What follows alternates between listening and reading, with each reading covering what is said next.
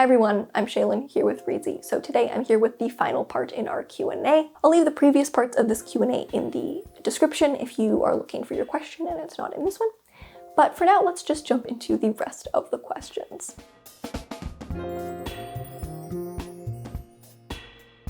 What is the market looking for in different genres? What makes a publisher pick up a book over hundreds of other ones? The best way to know what the market is looking for in a specific genre is to go to the bestseller list of that genre, look at the top books and see what they have in common and look at those trends. You can look at recent book deals in that genre and see what trends you see in what's selling in those genres. Some genres are more volatile than others. How can the publishing process be sped up and get to the market much faster even if you go with a publishing house, so not self-publishing? Really the only thing that you can do on your end is when you have deadlines, meet them. A lot goes into producing a book and getting it from the manuscript that you initially sell to the shelf, and that takes a lot of time. So if you are really concerned with getting your book to market faster, then self-publishing would be the better option. But if you want to go traditional publishing route, then you just have to learn to be patient. In fact, I would say that really no matter what publishing route you take, it's important to learn how to be patient. Stephen King says,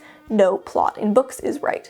Some people say plot in books is right. I'm writing a book. I research it a year before starting because I want to know what really encompasses the project. Does plot matter for a beginner? I'm pretty sure Stephen King says no plot in books. He doesn't mean there shouldn't be a plot. What he means is, maybe I'm wrong about this, but if I remember his quote correctly, is that what he finds most important is character. For a beginner, it's going to be harder to write something that doesn't have a plot or is very light on plot. We kind of have to just find what a plot is. I would consider the plot to be a cohesive series of linked events leading towards a conclusion.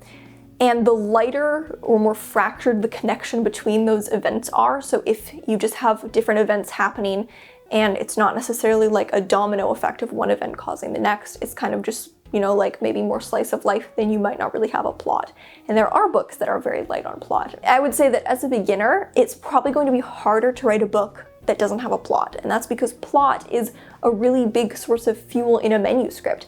If you don't have a plot and if you're just writing unconnected scenes, you have to find another way to make that a cohesive narrative. I like books with little plot, but I think for a beginner, I wouldn't recommend going in for a plotless book as your first book because you'll probably find yourself getting stuck really fast because you don't have a plot to propel you forward. So there's no right or wrong. You know, most books have some semblance of plot. You know, there are definitely books out there that essentially don't really have a plot, but they're still cohesive narratives for other reasons. And so that really is the key. If you want to write a book where plot is not the focus, there needs to be some kind of glue that makes this a book. And why do we start here and why do we end here and why do we follow this section of a character's life? There still has to be meaning to these events, but there has to be meaning that's created in other ways if you're not creating that meaning through plot. How can I write without worrying if it's going to be perfect? There's no quick fix for this, but first of all, stop comparing your book to published books. Any book that you pick up has been through so many drafts. It's been through rounds and rounds of professional editing.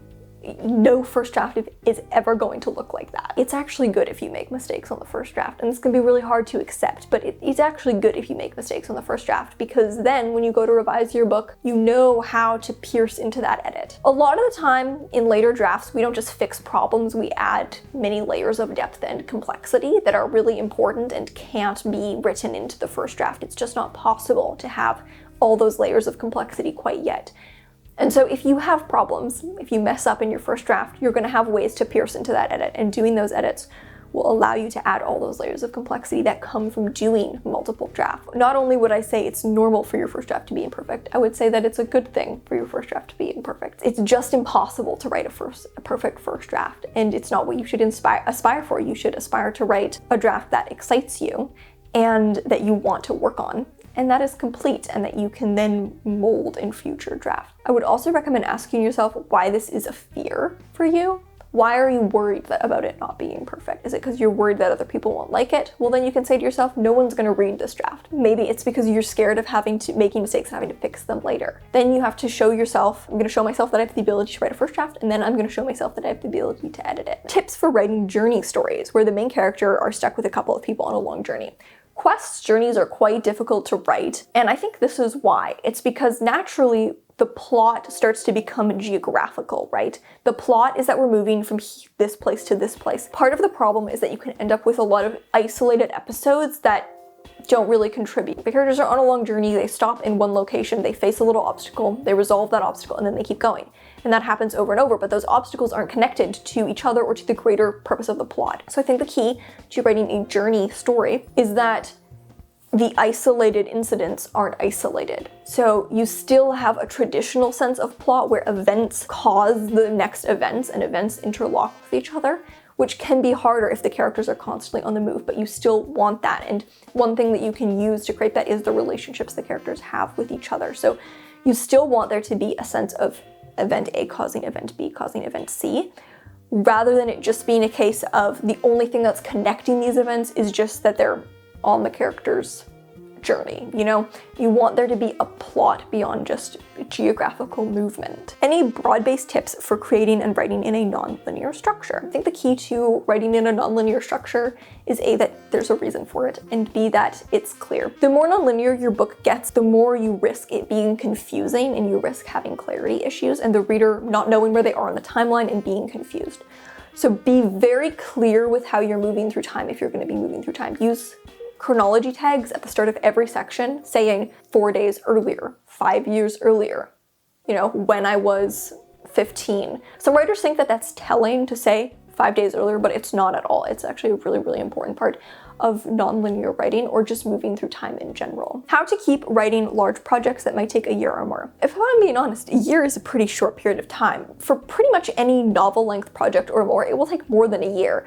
Even if you can draft a book in less than a year with all the revision and everything that goes into the publishing process, a book is usually a multiple year commitment. I would say allowing yourself to both celebrate and take breaks along the way, like celebrate the individual milestones, but also take breaks when you need them. Pace yourself, don't burn yourself out. Be prepared for the fact that it'll probably take a long time. Personally, I like mixing it up with other projects so that I'm not just working on the same thing for years at a time, like writing short stories or starting to draft a book when I have one in the editing phase. And ultimately, don't rush it. Writing a novel does not happen overnight. You have to kind of brace yourself for what is going to be a very long process. Enjoy the actual process of writing, the process of creating. Find joy in that. It doesn't feel like you're just waiting the 5 years it's going to take you to write this book so you can celebrate when it's done. How to get over your writing fears. Well, that kind of depends on what your writing fears are. Accepting that a lot of things are out of your hands, once you accept that, it doesn't have to be that scary. There's a certain level of just exposure and experience that helps with that. You know, rejection can be scary, but once you've gone through it, it stops feeling so scary because you're used to it. Focus on what you can control in your writing and don't focus on what you can't control. A lot of the scary stuff is the stuff that we can't control, like how other people feel about our work. There's nothing that can be done about that, so just block it out. Don't think about it, don't worry about it. It doesn't matter. What matters is that you like your work, right, for yourself. Those are the things that you can control and that it's worth investing in.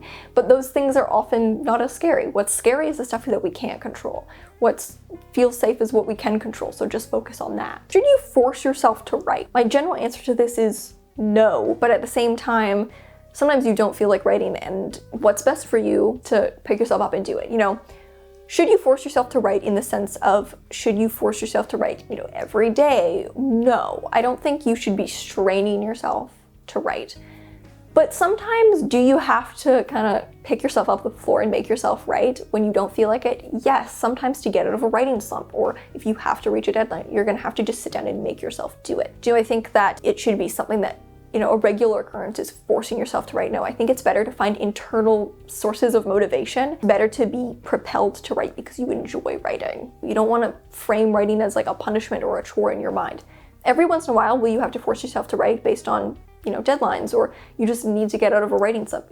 Sure, it happens. Do I think that it should be a regular thing that every writer should be like, if I don't write this much every day, then I'm a failure? Then absolutely not. How to find what you want to write. Novels, graphic novels, comics, etc. In all likelihood, what you will enjoy writing is what you enjoy reading. If you don't know what you want to write, what do you like reading? That's probably what you'll also enjoy writing. So thank you guys so much for watching. That's all for this Q&A. Remember to subscribe and turn on notifications so you don't miss any new videos from us. We've got new writing, editing, and publishing tips every Tuesday and Friday. Until next time, bye.